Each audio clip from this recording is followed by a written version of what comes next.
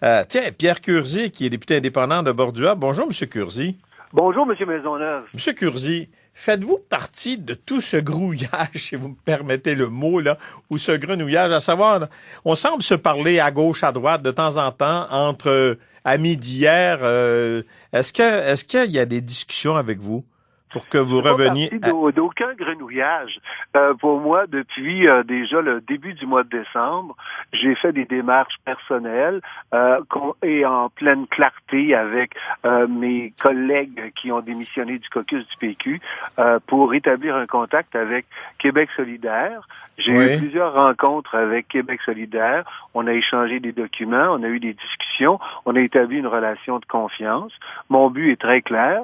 Moi, je souhaite qu'il y ait un pacte électoral stratégique entre Québec solidaire, le Parti québécois, Option nationale, les indépendants, et qu'il y ait un regroupement de l'ensemble des forces progressistes et souverainistes. Mais vous avez bien dit un pacte électoral.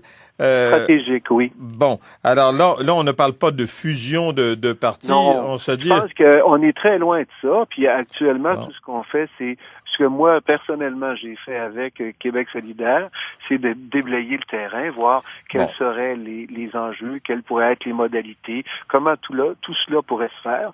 Mais il est bien évident que c'est pour moi qui vais négocier. Il s'agira donc, si le PQ y consent et fait une offre, il s'agirait donc d'une rencontre entre les deux partis. Et évidemment, le résultat de ce pacte-là serait soumis à la volonté des militants et des membres des partis. Ça, c'est pour moi évident. C'est la base. Mais M. Curzi, si vous avez eu des discussions avec Québec solidaire, en avez-vous eu avec des gens du PQ, vos anciens collègues?